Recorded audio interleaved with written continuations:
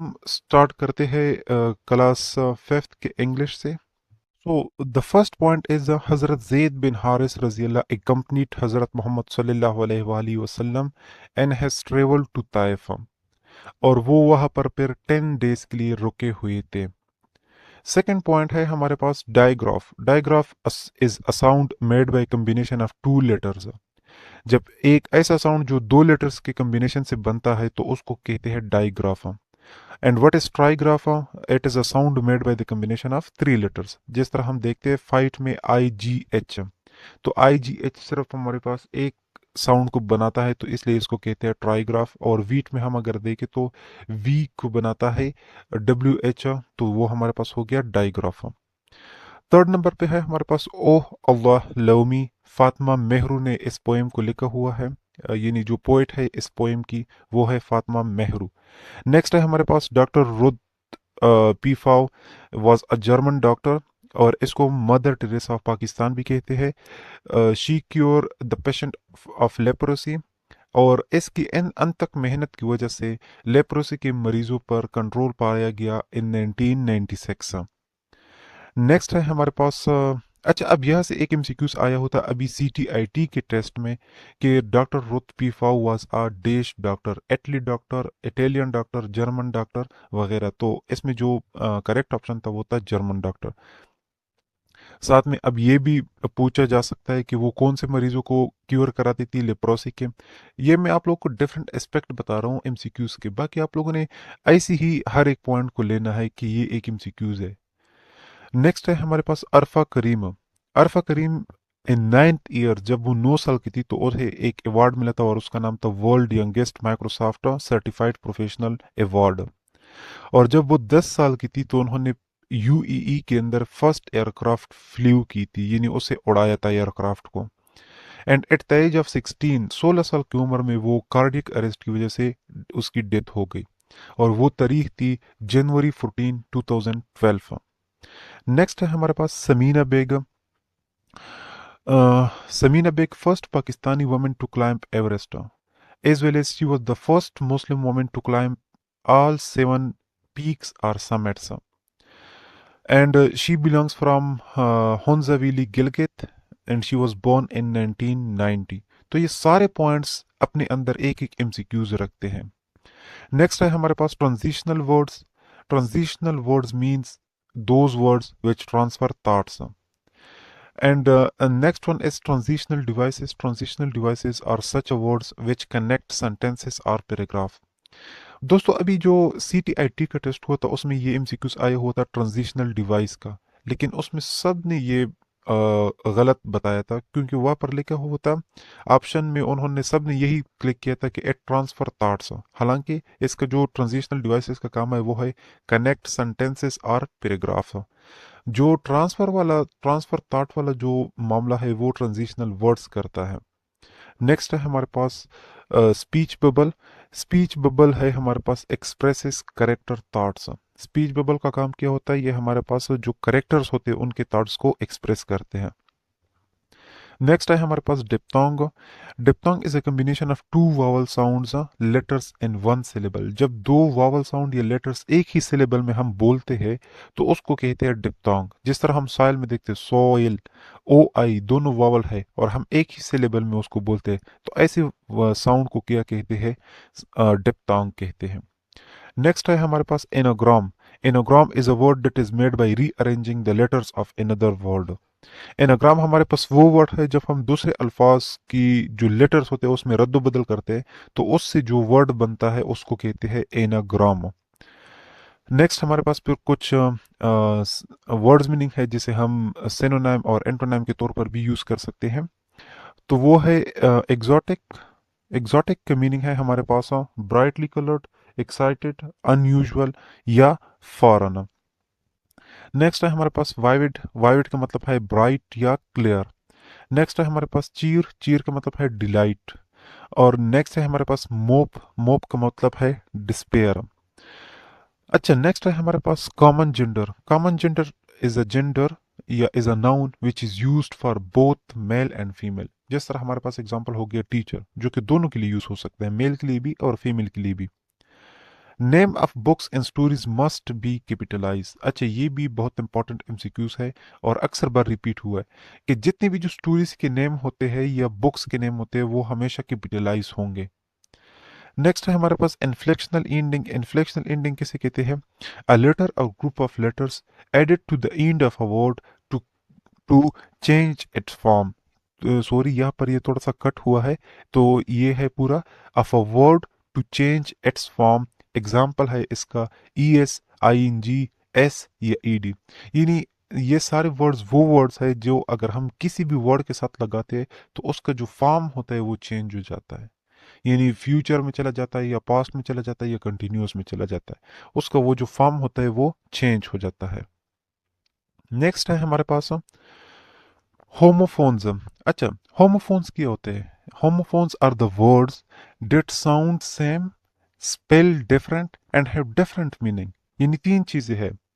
सबसे पहले उसका साउंड सेम होगा, स्पेलिंग डिफरेंट होगी और मीनिंग डिफरेंट होगी। और इसके अगेंस्ट में नीचे आकर यहाँ पर ये एक नया लफ्ज है, वो है होमोनाइम्स। होमोनाइम्स किसे कहते हैं? जिसका साउंड भी सेम होता है, स्पेलिंग भी सेम होती है, लेकिन मीनिंग डिफरेंट होती है। ये दोनों कंट्रास्टिंग है, इसलिए मैं यहाँ पर इकट्ठे आप लोगों को पढ़ा रहा हूँ। होमोफोन्स वो वर्ड्स होते हैं जिसकी साउंड सेम होती है, स्पेलिंग डिफरेंट होती है और मीनिंग भी डिफरेंट होती है। लेकिन होमोनाइम्स वो वर्ड्स होते हैं जिसकी सेम साउंड होती है, सेम स्पेलिंग होती है और मीनिंग डिफरेंट होती है। अब यहाँ पर अगर हम देखें तो होमोफोन्स का जो एग्जांपल है वो है right in write, R I G T right और W R I T E write. ये होमोफोन्स है। इसका साउंड सेम है, स्पेलिंग डिफरेंट है और मीनिंग भी डिफरेंट है। अब अगर हम होमोनाइम्स की एग्जांपल को ले ले तो अगर हम देखें पार्क, पी ए आर के, पार्क, और दूसरा लफ्ज भी है एक हमारे पास park.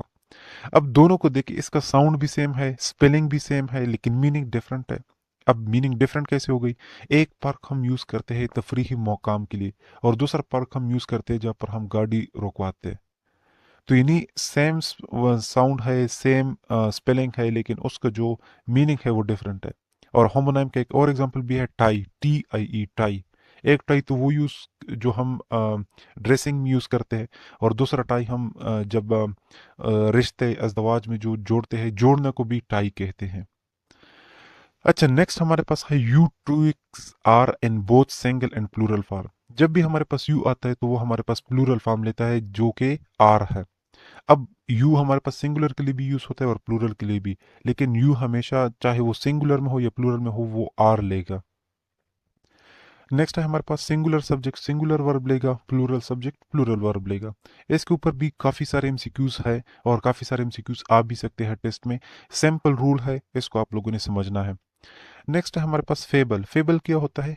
It is a short story with animal character. यानी वो स्टोरी जिसमें एनिमल को एज अ करेक्टर लिया गया हो, उसको कहते हैं फेबल। ये कुछ लिटरेचर के हवाले से लिटरेरी टर्म्स है। नेक्स्ट है हमारे पास setting. When, where and when the action in the story takes place. Setting हमारे पास कौन सी जगह होती है एक स्टोरी के अंदर? वो जगह होती है जहाँ पर एक्शन टेक्स प्लेस करता है, यानी कोई काम होता है। नेक्स्ट है हमारे पास प्लॉट। प्लॉट क्या होता है? Theme of the story around which events are planned. ये वो थीम ऑफ द स्टोरी होते हैं जिसके गिर्द सारी जो स्टोरी होती है वो प्लान होती है। अच्छा, नेक्स्ट है हमारे पास croaking. Croaking is the sound made by a frog. यानी वो जो को की आवाज करता है तो उसको क्या कहते हैं? फ्रॉग के साउंड को कहते हैं क्रोकिंग। नेक्स्ट है हमारे पास पाउंस्ड। पाउंस्ड का मतलब है जंप सडनली। होमोनाइम्स तो हमने अभी ऊपर पढ़ा। नेक्स्ट है हमारे पास reflexive pronoun end with self and selves, यानी एट सेल्फ हो गया देमसेल्व्स। नेक्स्ट है हमारे पास अ नेशन स्ट्रेंथ। ये एक पोएम है जिसे रैल्फ वेल्डो एमरसन ने लिखा हुआ है, यानी इसका जो पोएट है वो है रैल्फ वेल्डो एमरसन। नेक्स्ट हमारे पास एक और टर्म है जिसे कहते हैं लीजेंड और की ऑफ मैप। वो क्या होता है? लेजेंड या की ऑफ मैप क्या होता है? It explain the symbol and tells us what this symbol stand for. ये हमारे पास सिंबल को एक्सप्लेन करता है और ये हमें बताता है कि ये सिंबल किस चीज़ के लिए यूज़ होता है। यानी हम अक्सर मैप में देते हैं तो नीचे एक लेजेंड या की दिया हुआ होता है कि उस मैप में जितने भी सिंबल यूज़ हुए होते हैं वो सारे सिंबल्स का मीनिंग हमें बताते हैं कि ये सिंबल इस चीज़ के लिए यूज़ होती है, ये इस चीज़ के लिए यूज़ होता है। तो उसको कहते हैं लेजेंड या की ऑफ मैप। नेक्स्ट है हमारे पास मॉडल वर्ब्स। ये हमारे पास grammatical mood of a verb होते हैं। यानी वर्ब का जो ग्रामेटिकल मूड होता है उसको कहते हैं मॉडल वर्ब्स। नेक्स्ट है हमारे पास सिलेबल। अच्छा, अब सिलेबल क्या होते हैं और इसकी डिफिनीशन क्या है। इसमें एक इम्पॉर्टेंट पॉइंट भी है और अक्सर इस पे एमसीक्यूज भी आता है कि एक वर्ड आपको दिया हुआ होगा और वो आपसे कहा जाएगा कि इसको सिलेबल में कन्वर्ट करो, पॉसिबल सिलेबल इसके जो बनते हैं। तो वो सिलेबल आपने किस तरीके से बनाने होंगे वो भी इस एक लाइन से आपको पता चल जाएगा। वो है unit of words. syllable is a unit of words combining या containing one vowel and one or more consonant। जब एक वावल के साथ एक या एक से ज्यादा कॉन्सोनेंट बनते हैं तो वो हमारे पास एक सिलेबल बनाता है। वो कम्बिनेशन ऑफ वर्ड्स जिसमें एक वावल होता है और वावल के साथ एक या एक से ज्यादा कॉन्सोनेंट होता है और वो हम एक ही मतलब वो साउंड में बोलते हैं, तो उसको कहते हैं सिलेबल। अच्छा, अब अगर हम यहाँ पर देखें तो सिलेबल की डिफिनेशन क्लियर हो गई कि सिलेबल जब भी हम बनाएंगे उसमें एक वावल वर्ड का होना जरूरी होगा और जिस सिलेबल में एक वावल वर्ड नहीं होगा वो हमारे पास फिर सिलेबल भी नहीं होगा इस डिफिनीशन के अकॉर्डिंग। अच्छा, नेक्स्ट पर हमारे पास है इंक्वायर। इंक्वायर का मतलब है टू आस्क फॉर इंफॉर्मेशन। और नेक्स्ट दो है हमारे पास ग्रामर से should and shouldn't. Should is used for obligation and shouldn't is used for advice against doing something. Next है हमारे पास markhor. Markhor is a national animal of Pakistan और इसका जो लाइफ स्पेन है वो है 12 to 13 ईयर्स। और ये हमारे पास गोट के फैमिली में बिलोंग करता है and it is considered as the symbol of bravery and intelligence. और इसका हाँ मेल मरहोर जो होता है उसके जो हॉर्न्स होते हैं, जो सींग होते हैं वो 63 इंचेस होते हैं और जो फीमेल मरहोर की हॉर्न्स होते हैं वो 10 इंचेस होते हैं। मेल मरहोर का जो कलर होता है वो light brown to black in colour होते हैं और फीमेल मरहोर का जो कलर होता है वो रेडिश इन कलर होता है। और उसकी जो लेंथ होती है मरहोर की वो 52 से लेकर 73 इंचेस तक होती है और उसका जो वेट होता है वो होता है 71 to 240 पाउंड्स। नेक्स्ट है हमारे पास पाई चार्ट। पाई चार्ट क्या होता है, it describe the different categories of something as a whole. ये हमारे पास एक चीज के जितनी भी कैटेगरीज बनती है और वो कैटेगरीज जो भी ग्राफ हमें बताता है उस ग्राफ को कहते हैं हमारे पास या उस चार्ट को कहते हैं पाई चार्ट। नेक्स्ट है हमारे पास इंटोनेशन। इंटोनेशन क्या होता है, rise and fall of voice in speaking. जब हम बोलते हैं और उसमें जो उतार चढ़ाव करते हैं तो उसको क्या कहते हैं, इंटोनेशन कहते हैं। नेक्स्ट है कंसोल। कंसोल का मतलब है टू कंफर्ट समवन। और नेक्स्ट है हमारे पास rhythm, the repeated pattern of sound at regular interval. जब भी हमारे पास एक साउंड रेगुलर इंटरवल के बाद रिपीट होता है तो उसको कहते हैं राइदम। नेक्स्ट है हमारे पास ब्रूम। ब्रूम किसे कहते हैं, long brush used for cleaning. And next is analogy. Analogy is the comparison of two thing to show their similarity. And next is similes. Similes कहते हैं compare two different things by using the words like and as. जब भी हम दो चीज़ों को compare करते हैं और उस कंपैरिजन को के लिए हम लाइक और एस का इस्तेमाल करते हैं तो उसे कहते हैं स्माइली। अच्छा, अब हम चलते हैं क्लास 6 का इंग्लिश पोर्शन स्टार्ट करते हैं। ये था हमारे पास क्लास 5 का। जितने भी जो इंपॉर्टेंट पॉइंट थे क्लास 5 के इंग्लिश बुक्स में वो सब मैंने यहाँ पर डिस्कस कर लिया आप लोगों के साथ। अब हम चलते हैं क्लास 6 के इंग्लिश बुक में। दोस्तों, अगर वीडियो थोड़ी सी लंबी हो रही है तो काइंडली थोड़ा सा बर्दाश्त से काम लें क्योंकि it is not a big deal के 4 बुक्स एक वीडियो में कवर कराना बहुत ही, वो कहते हैं ना कि दरिया को कूजे में बंद करना, तो ये बिल्कुल उसी तरीके की ही है कि हम दरिया को कूजे में बंद कर रहे हैं। तो अगर वीडियो थोड़ी सी लंबी हो रही है तो थोड़ा सा सब्र के साथ काम लें और तहम्मुल के साथ देखें।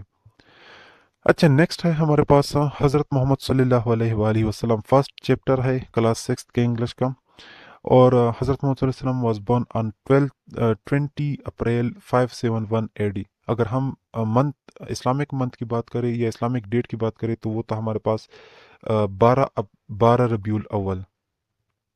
नेक्स्ट है हमारे पास हज़रत हलीमा रजी अल्लाह ताला अन्हा ने हज़रत मोहम्मद सल्लल्लाहु अलैहि वसल्लम की 5 साल तक वो टेक केयर की। And set free 6,000 prisoner of wars in the battle of Hawazin. हज़रत मोहम्मद सल्लल्लाहु अलैहि वसल्लम ने 6,000 कैदियों को छुड़ाया था, आज़ाद किया था। कौन से बैटल में, कौन सी जंग में? जंग हवाजीन में। नेक्स्ट है हमारे पास अब्दुल सत्तार ईदी। ये सिर्फ में जो इंपॉर्टेंट पॉइंट्स है, वो इंपॉर्टेंट पॉइंट्स जो कि एमसीक्यूज में आ सकते हैं, वही सिर्फ मैं आप लोग के साथ डिस्कस करूँ। That's not the whole lesson. अच्छा, नेक्स्ट है हमारे पास अब्दुल सत्तार ईदी। अब्दुल सत्तार ईदी को एंजल ऑफ मर्सी भी कहा जाता है। 1928 में सिटी ऑफ गुजरात इंडिया में पैदा हुआ था और डाइड ऑन 8 जुलाई 2016। नेक्स्ट है हमारे पास कंक्रीट नाउन, वो होता है जो टचेबल होता है। एब्स्ट्रैक्ट नाउन वो होता है जो नॉन टचेबल होता है। नेक्स्ट है हमारे पास मदर टेरेसा। मदर टेरेसा को 1989 में हार्ट अटैक आया था और वो कलकत्ता में काम करती थी। उसकी जो डेथ है वो 5 सितंबर 1997 में हुई थी और उस वक्त वो 87 ईयर्स की एज में थी। और वो पैदा कब हुई थी? 1910 में वो पैदा हुई थी। स्कोपजा मैसेडोनिया में एक इलाका है, वहाँ पर वो पैदा हुई थी। 1948 में उन्होंने मिशनरी ऑफ चैरिटीज को फाउंड किया था, उसको एस्टेब्लिश किया था। और अब तक वो जो मिशनरी ऑफ चैरिटीज है वो 90 कंट्रीज में वर्केबल है और वहाँ पर वो फंक्शनेबल है, काम कर रहे हैं। 17 ईयर्स की उम्र में she teach at school of sister of Loreto. 17 साल की जब वो थी तो वो एक स्कूल था जिसका नाम था सिस्टर ऑफ लोरेटो, वहाँ पर वो पढ़ाती थी। और उन्होंने रिटायरमेंट कब ली? रिटायरमेंट उन्होंने ली थी 1997 में। और इसका जो रियल नाम था वो था एंजेजा गोंचे। और जो मदर टेरेसा थी उसका जो रियल नेम था वो था एंजेजा गोंचे। नेक्स्ट है हमारे पास Helen Keller. Helen Keller was born in on 27 June 1890। तो सोम्बिया अलाबामा में एक इलाका है, वहाँ पर वो पैदा हुई थी। 19 मंथ्स ओल्ड जब वो थी तो वो बीमार पड़ गई और उस बीमारी की वजह से वो पैर ना देखने के और ना सुनने के काबिल रही। फिर उसके पेरेंट्स उसे ग्राहम बेल के पास ले गए, जिसने उसके लिए टीचर फाइंड करने में मदद की थी। और 6 ईयर्स की एज में उसे एक टीचर मिली थी जिसका नाम था Annie Sullivan. And she use to teach her through sense of touch. और वो उसे किस तरीके से पढ़ाती थी? उसके सेंस ऑफ टच को यूज करके उसे पढ़ाती थी। And she graduated from Radcliffe college in 1906। 1906 में वो रेड क्लिफ कॉलेज से ग्रेजुएट हुई थी। 1913 में शी बिगेंस टीचिंग। उन्होंने टीचिंग स्टार्ट की थी 1913 में। नास्टी का मतलब होता है वेरी बैड या unpleasant. And fiction, story that has imaginary character. वो स्टोरी जिसमें इमेजिनरी करेक्टर्स होते हैं उसको कहते हैं फिक्शन। नेक्स्ट है हमारे पास एफेक्स। एफेक्स इज अ मोर्फीम। बहुत इंपॉर्टेंट पॉइंट है। एफेक्स हमारे पास क्या है? मोर्फीम है, ये मोर्फीम का टाइप है। And there are two types of affixes. One is suffix and other is prefix. Suffix हमारे पास वो होता है जो बेस वर्ड के बाद लगाया जाता है। और प्रीफिक्स क्या होता है? प्रीफिक्स हमारे पास वो वर्ड होता है जो पहले लगाया जाता है बेस वर्ड के। नेक्स्ट है हमारे पास मॉडल वर्ब। मॉडल वर्ब में सबसे पहले है हमारे पास may is used for permission and politeness. Second number is can is used for ability. Third number is should is used for a probability without certainty. And must is used for stress and obligation. Shall and will is used for indicate predictions. और इसके साथ साथ हमारे पास एक next terminology है CPR. ये वैसे तो मेडिकल का टर्मिनोलॉजी है, लेकिन यहाँ पर इंग्लिश के बुक में आया हुआ है तो उसे डिस्कस करना बहुत ही ज़रूरी है, क्योंकि हो सके तो हो सकता है कि यहाँ से भी एमसीक्यूज आ जाए। अच्छा, इसका मतलब होता है कार्डियोपल्मोनरी रिसुसाइटेशन। और ये तब किया जाता है जब बंदे की सांस रुकी हुई होती है तो सीपीआर किया जाता है। 30 टाइम्स उसके जो चेस्ट होता है उस पर पुश दिया जाता है और 2 टाइम्स उसके मुंह में सांस दी जाती है। तो यह है सीपीआर। नेक्स्ट है हमारे पास एलिटरेशन। एलिटरेशन हमारे पास क्या होता है? Series of words begin with the same consonant sound and used repeatedly. ये हमारे पास वो सीरीज ऑफ वर्ड्स होते हैं जो एक ही कॉन्सोनेंट साउंड से स्टार्ट होते हैं, यानी एस से या पी से या आर से, उससे शुरू होते हैं और ये रिपीटेडली यूज्ड होते हैं। नेक्स्ट है हमारे पास मॉडर्न ओलंपिक्स। अच्छा, जो मॉडर्न ओलंपिक्स की जो हिस्ट्री है, it is traced back to Greece. However modern Olympics starts in 1896। ये जो मॉडर्न ओलंपिक्स अभी है ये 1896 में स्टार्ट हुई थी। पायर डी कुबर्टन जो है उन्होंने इस गेम्स को रिवाइव किया था in order to unite nation. ये भी इंपॉर्टेंट पॉइंट है अब यहाँ पर। इंपॉर्टेंट पॉइंट कैसे है, वो आपसे पर्पस पूछ सकते हैं कि purpose of modern Olympics is to unite nation, to other भी आप लोगों को एग्जांपल दे सकते हैं आप लोगों को कंफ्यूज करने के लिए, तो उसका करेक्ट एग्जांपल ऑप्शन क्या होगा, टू यूनाइट नेशन। अच्छा, नेक्स्ट है no it held after every 4 year, हर 4 साल के बाद ये होते हैं। और ओलंपिक्स के जो फ्लैग है वहाँ पर 5 इंटरलॉक रैंक्स है। वो 5 इंटरलॉक रैंक्स किस चीज़ को शो करते हैं, बहुत ही इंपॉर्टेंट है, वो हमारे पास शो करते हैं 5 कॉन्टिनेंट्स को। नेक्स्ट है हमारे पास skimming. Skimming is the quick understanding of what is going on without reading every single word completely. Skimming हमारे पास जो हम चीज़ों को जल्दी परख लेते हैं, जल्दी अंडरस्टैंड कर लेते हैं, हम बगैर उसे पूरा पढ़े, बगैर पूरा पढ़े या एवरी सिंगल वर्ड को आपने पढ़े बगैर जब चीज़ को अंडरस्टैंड करते हो तो उसको कहते हैं स्कैमिंग। और इसके अपोजिट में है स्कैनिंग, SCANNING, स्कैनिंग। वो स्कैनिंग क्या होता है, जब आप हर एक वर्ड को उसमें पढ़ते हो और उसको समझते हो, फिर उसके बाद तब जाके आप लोगों को समझ आ जाती है, तो उसको कहते हैं स्कैनिंग। तो ये दो आपसे एमसीक्यूज में पूछे जा सकते हैं कि स्कैमिंग के होते हैं और स्कैनिंग के होते हैं। नेक्स्ट है हमारे पास शंदूर पोलो फेस्टिवल। ये 3 डेज के लिए होता है जुलाई में। इसके बाद है हमारे पास कटास राज टेम्पल या कटास राज टेम्पल। ये है हमारे पास कलर कहार में मौजूद है। ये भी एमसीक्यूज में पूछा जा सकता है कि Katas Raj temple is located in Kallar Kahar, Punjab, Sindh, या इस तरह आपसे डिफरेंट वो ऑप्शन दे के आप लोगों को कंफ्यूज कर सकते हैं। टेरेंस का मतलब है हमारे पास टेरिटरी या एरिया। बस्टलिंग का मतलब है हमारे पास बिजी या एनर्जेटिक। डिसोलेट का मतलब है हमारे पास बेरन या डिजर्टेड, और ये डिसोलेट रिपीटेड है, मतलब इससे पहले भी ये टेस्ट में आ चुका है।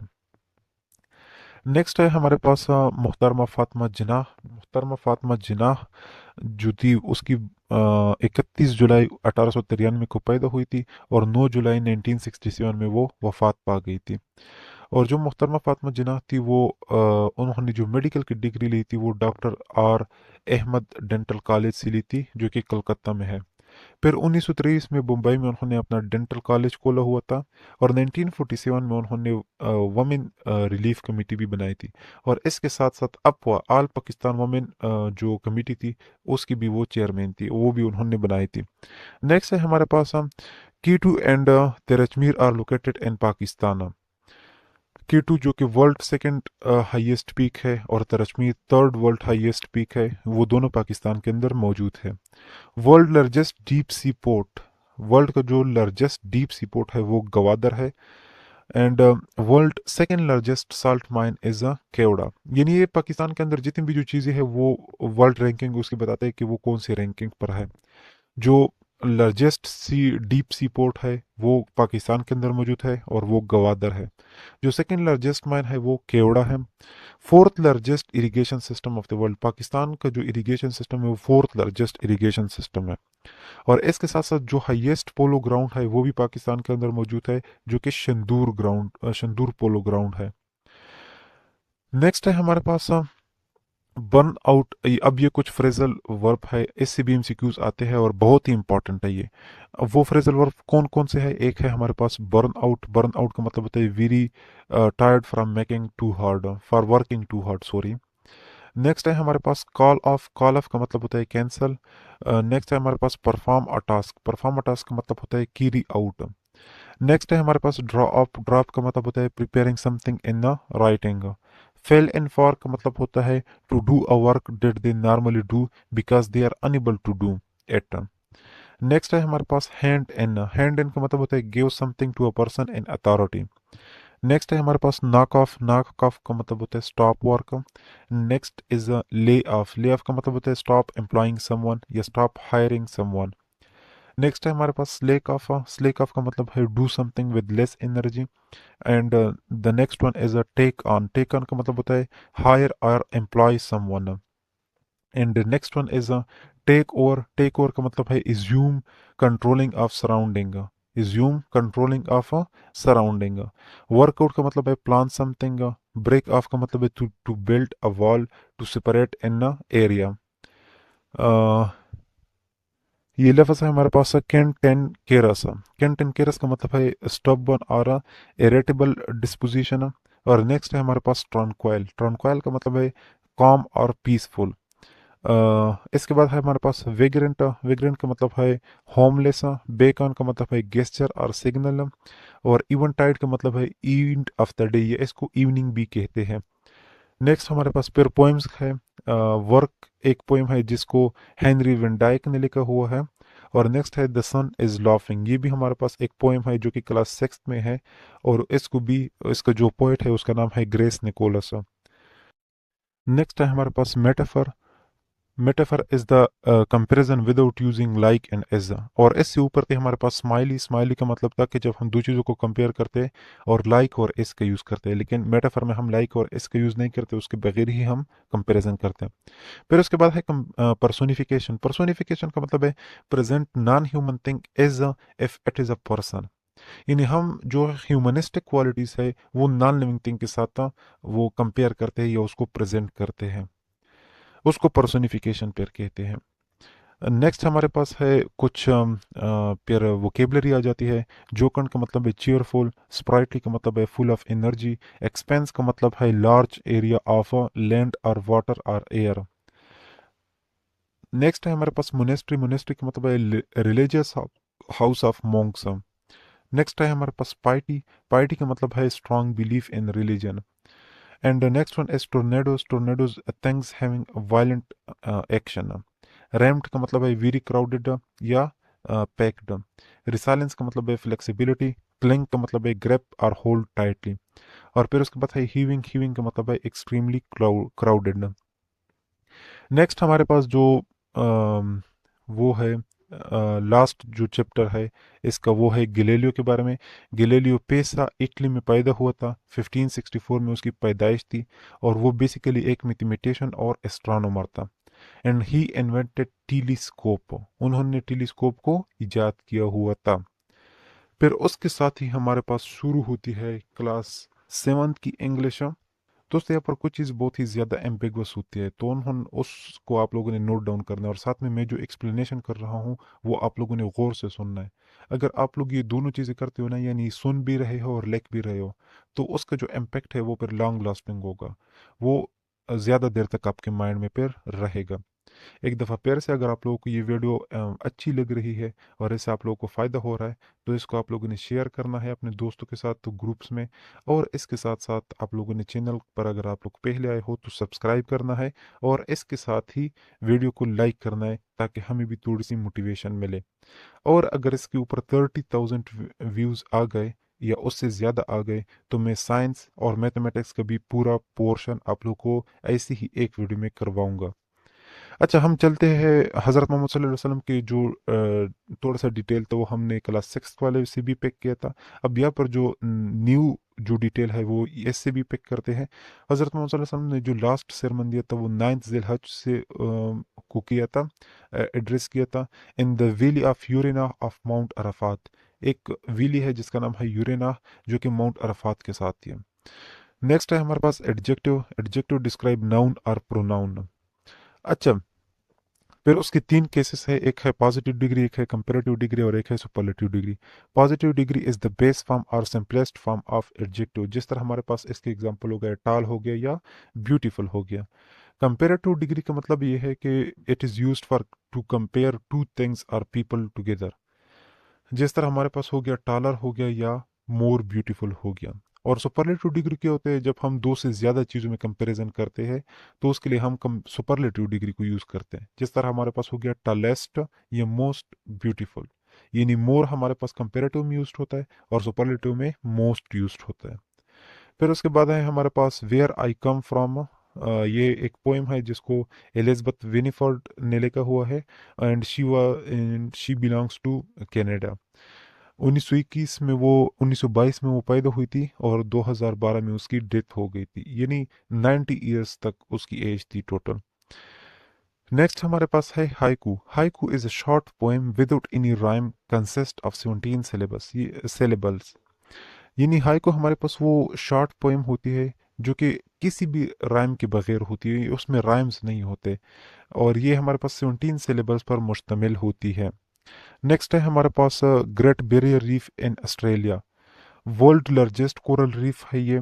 and it covers 2,900 reefs, 900 island and 1 lake 33,000 miles square miles area. Next है हमारे पास ग्रैंड कैनियन। ग्रैंड कैनियन का जो लेंथ है वो है 227 माइल्स, और ये अमेरिका की एक स्टेट ऑफ एरिजोना में वाक़या है। और इसका ये कौन से रिवर के ऊपर है, ये है कोलोराडो रिवर के ऊपर। और ये हिस्टोरियन बताते हैं कि ये 6 मिलियन ईयर्स एगो है, यानी ये 6 मिलियन साल से भी ज़्यादा है इसकी एज। नेक्स्ट है हमारे पास Victoria fall. Victoria fall is the world largest waterfall. Victoria fall जो है वो वर्ल्ड लार्जेस्ट वाटरफॉल है। ये अफ्रीका में वाक़या है, और इसकी जो 33,000 क्यूबिक फीट वाटर फॉल्स पर सेकेंड, यानी एक सेकेंड के अंदर इतनी क्यूबिक फीट वाटर फॉल होती है। और डेविड लिविंगस्टोन जो कि एक ब्रिटिशर था, वो सबसे पहले उन्होंने इस विक्टोरिया फॉल को डिस्कवर किया हुआ था इन 1855। और फिर विक्टोरिया फॉल इसे जो क्वीन विक्टोरिया है यूनाइटेड किंगडम की, उसके नाम से ये मंसूब है। नेक्स्ट है हमारे पास Solar Impulse 2 plane. Solar Impulse 2 plane हमारे पास वो फर्स्ट जहाज़ है जो कि सोलर से चला था। एंड उनकी जो फर्स्ट फ्लाइट थी वो हवाई से जापान से हवाई की तरफ थी। और फर्स्ट फ्लाइट में उन्होंने 6,500 किलोमीटर का सफ़र तय किया था। और उसकी जो टोटल फ्लाइट थी वो थी 176 हावर्स की, यानी 176 घंटों की थी। तो एक रिकॉर्ड बनाया हुआ था सोलर इम्पल्स 2 प्लेन ने। नेक्स्ट है हमारे पास कुछ डेज है इम्पॉर्टेंट फेस्टिवल्स है, वो फेस्टिवल्स हम यहाँ पर डिस्कस करते हैं। चाइनीज न्यू ईयर डे है हमारे पास। Chinese new year day began on the first day of the first lunar month, and this day is called lantern festival. फिर उसके बाद है हमारे पास Christmas. Christmas is observe on 25 December. Next है हमारे पास Diwali. Diwali is the festival of light, it is also called is festival of light. It marks the start of the Hindu new year. ये हमारे पास हिंदू का जो नया साल शुरू होता है वो दिवाली से ही शुरू होता है। एंड नेक्स्ट है हमारे पास एक एब्रीवेशन है C2C। C2C एक वेस्ट मैनेजमेंट का मुहफ़्फ़ है, और इसका मतलब है एक मॉडल है जिसका जो मीनिंग है वो है क्रेडल टू क्रेडल मॉडल। और ये सिटी ऑफ वेनलो नीदरलैंड में इस्टेब्लिश हुई है। इसका जो मेन पर्पज़ है वो ये है कि हर बिल्डिंग के अंदर एक वेस्ट मैनेजमेंट यूनिट होगी, क्योंकि उस बिल्डिंग में जितनी भी जो वेस्ट होगा वो इसी यूनिट में जाएगा और वहाँ से वो रिन्यू होगा, और फिर रिन्यू होने के बाद वो फिर रीयूज़ होगा। तो इस पूरे मॉडल को कहते हैं C2C मॉडल, यानी क्रेडल टू क्रेडल मॉडल, जो कि सिटी ऑफ वेल्नो ने उसको अडॉप्ट किया हुआ है नीदरलैंड में। नेक्स्ट हमारे पास पेयर है grammar colon. Colon is used in dialogue, ये डायलॉग में भी यूज होता है। प्रेजेंट लिस्ट, जितनी भी लिस्ट होते हैं उसकी शुरुआत में भी कॉलन होता है, यानी जो डबल डॉट्स होते हैं।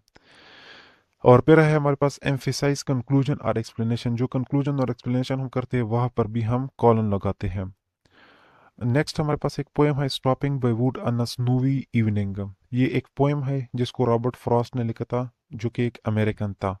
नेक्स्ट है हमारे पास the black land. The black land भी एक पोएम है जिसको जोसेफ वेरन ने लिखा था, और ये 1880 में पैदा हुआ था और 1957 में उसकी डेथ हो गई थी। ये भी एक अमेरिकन था। नेक्स्ट है हमारे पास टेलीफोन। टेलीफोन को ग्राहम बेल ने 1876 में इन्वेंट किया था। फिर उसके बाद है रोटरी फोन्स। जो टेलीफोन ग्राहम बेल ने इजाद किया था उसके बाद रोटरी फोन्स आ गए थे, जिसमें ये जो डायल वाले फ़ोन होते थे ये 1920s में कॉमन हुए थे। फिर उसके बाद 1960s और 1970s में जो डायल पैड था इट वाज रिप्लेस्ड बाय जो टच टोन है, यानी जो टच वाले मोबाइल है वो उसमें रिप्लेस हुए थे। और फिर मोबाइल फोन्स जो कि फुली तौर पर बैटरी कवर्ड थे, यानी बैटरी उसको सपोर्ट करती थी, पावर्ड करती थी, वो कब आए थे, वो in the mid of 1980s आए हुए थे। नेक्स्ट है हमारे पास Malir river bridge. Malir river bridge जो है वो लंगेस्ट ब्रिज इन पाकिस्तान है, यानी जो सबसे लंबा ब्रिज है वो है मलीर रिवर ब्रिज पाकिस्तान के अंदर। और मलीर रिवर ब्रिज जो है वो सिंध के अंदर मौजूद है। फिर नेक्स्ट है हमारे पास वायरडक्ट। वायरडक्ट का मतलब क्या होता है, लॉन्ग ब्रिज और series of bridge supported by arches between tall towers. ये हमारे पास जो एक लंबा ब्रिज होता है या सीरीज ऑफ ब्रिजेस होते हैं जिसमें आर्चेस जो कि आर्चेस उसको सपोर्ट करती है, यानी जो पिलर्स होते हैं उसको वो सपोर्ट करते हैं बिटवीन टावर्स, टॉल टावर्स के बीच में होता है ये। अच्छा, नेक्स्ट है हमारे पास कुछ वोकेबलरी है जिसमें पहले है पॉप्सिकल। पॉप्सिकल का मतलब है 11, सॉरी, ये कुछ डिस्कवरी है जो कि किड्स ने की है, बच्चों ने की है, बच्चों वाली डिस्कवरीज है। जिसमें सबसे पहले है पॉप्सिकल। पॉप्सिकल 11 ईयर ओल्ड एक बच्चा था जिसका नाम था फ्रैंक एपर्सन, और उन्होंने पॉप्सिकल को डिस्कवर किया था, इजाद किया था। ब्राइल सिस्टम जो कि वो सिस्टम है जो कि जिसके ज़रिए से जो ब्लाइंड पीपल होते हैं वो सीखते हैं, उनको सिखाया जाता है, और ये लॉइस ब्राइल ने उसको सबसे पहले इंट्रोड्यूस करवाया था। फिर उसके बाद है वाटर टाकी। वाटर टाकी को एक 5th ग्रेड का स्टूडेंट था, रिची नाम था उनका, उसने उसको इंट्रोड्यूस करवाया है। फिर है ट्रेम्पोलिन। ट्रेम्पोलिन को जॉर्ज नेसन ने 1930 में वो करवाया था, इंट्रोड्यूस करवाया था। अच्छा, अब हम आते हैं the last one which is class 8। Class 8 का जो इंग्लिश का बुक है उससे हम जितने भी जो इम्पोर्टेंट पॉइंट्स है, ग्रामर्स है और वोकेबलरी है, वो हम सब इस पोर्शन में देखते हैं। दोस्तों, यहाँ पर आप लोगों ने एक चीज़ को मेंशन, एक चीज़ को इंश्योर कराना है कि जो भी मैं आप लोग को पढ़ा रहा हूँ, अगर मैं थोड़ा सा, क्योंकि आज टोन मेरा थोड़ा सा फास्ट है क्योंकि वीडियो बहुत लंबी है, तो उस लंबाई से बचने के लिए मैं थोड़ा सा फास्ट जा रहा हूँ। एक्सप्लेन भी मैं कर रहा हूँ साथ साथ में, लेकिन आप लोगों ने जितने भी पॉइंट्स है उन सबको आप लोगों ने नोट डाउन करना है, क्योंकि ये अक्सर फिर बंदा भूल जाता है, और जब आप लोग उसको नोट डाउन करोगे तो ये आपके लिए बहुत ही इंपॉर्टेंट होगा। अच्छा, नेक्स्ट है हमारे पास क्लास 8 का जो इंग्लिश बुक है उसमें सबसे पहले हमारे पास Pakistan generate 49.6 million ton of solid waste a year, यानी एक साल के अंदर इतने सॉलिड वेस्ट को वो जनरेट करता है, और उसकी जो इंक्रीज है पर ईयर वो है 2.4%। नेक्स्ट है हमारे पास ट्रांसेंड। ट्रांसेंड का मतलब होता है to go beyond limit. Next है हमारे पास a limit to talk. A limit to talk एक पोएम है जिसका जो पोइट है वो है रॉबर्ट फ्रॉस्ट। एंड नेक्स्ट है हमारे पास एवरी डे एट हैपेंड। ये भी एक पोएम है जिसका जो पोइट है वो है कितलीन कीकर। नेक्स्ट है हमारे पास do it anyway. Do it anyway का जो ये भी एक पोएम है, और इसका जो पोएट है वो है मदर टेरेसा, और ये बहुत इंपॉर्टेंट है एग्जाम पॉइंट ऑफ व्यू से। नेक्स्ट है हमारे पास each and every. Each and every हम कब यूज करते हैं? ईच हमारे पास तब यूज होता है जब हम it is used in a way of seeing a group is a series of member. और एवरी कब यूज होता है? It is used in a way of seeing a group is a as an individual. यानी अगर हम simple जबान में बात करें तो ईच हमारे पास पूरे ग्रुप या सीरीज ऑफ मेंबर के लिए यूज होता है, और एवरी हमारे पास एक इंडिविजुअल के लिए यूज होता है, एक ग्रुप के इंडिविजुअल के लिए यूज होता है। नेक्स्ट है हमारे पास थिसाउरस। थिसाउरस का मतलब क्या है, वो क्या होता है? It is a dictionary of synonym and antonym. Synonym और एंटोनिम की डिक्शनरी को क्या कहते हैं? थिसाउरस कहते हैं। नेक्स्ट है हमारे पास फॉरेस्ट। हमारे पास अर्थ में जो फॉरेस्ट है 31% एरिया उन्होंने कवर किया हुआ है, और पाकिस्तान में फॉरेस्ट ने 5% एरिया कवर किया हुआ है। और एक जो नेशनल स्टैंडर्ड होती है हर मुल्क के लिए वो होती है 25% एरिया, यानी 25% एरिया फॉरेस्ट से कवर होना चाहिए एक कंट्री के लिए। नेक्स्ट है हमारे पास टाइप ऑफ सेंटेंसेस, जिसमें सबसे पहले है कम्प्लेक्स सेंटेंस। कम्प्लेक्स सेंटेंस है वन इंडिपेंडेंट एंड वन और मोर डिपेंडेंट क्लासेस। नेक्स्ट है हमारे पास सिंपल सेंटेंस। सिंपल सेंटेंस कौन सी होती है? जिसमें सिर्फ एक ही क्लास होता है, यानी इंडिपेंडेंट क्लास होता है। नेक्स्ट है हमारे पास कंपाउंड सेंटेंस। कंपाउंड सेंटेंस में दो या दो से ज्यादा इंडिपेंडेंट क्लासेस होते हैं जो कि जॉइंट बाय कॉमा या बट या लाइक। दो या दो से ज्यादा इंडिपेंडेंट क्लासेस होते हैं जो कि कॉमा या बट या लाइक से जॉइंट होते हैं। फिर नेक्स्ट है हमारे पास emotive language. Emotive language is use to communicate feeling और इमोशंस। एमोटिव लैंग्वेज कौन सी होती है? ये वो लैंग्वेज होती है जो से हम फीलिंग या इमोशन के लिए यूज करते हैं, फीलिंग या इमोशन की कम्युनिकेशन के लिए हम उसको यूज करते हैं।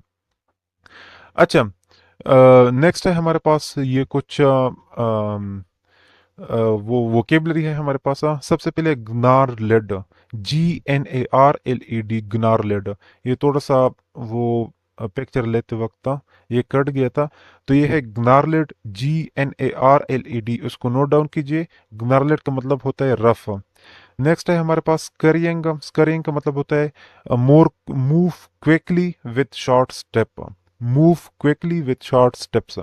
नेक्स्ट है हमारे पास एफ्लेक्टेड। एफ्लेक्टेड का मतलब होता है suffering from a specific hardship या कंडीशन।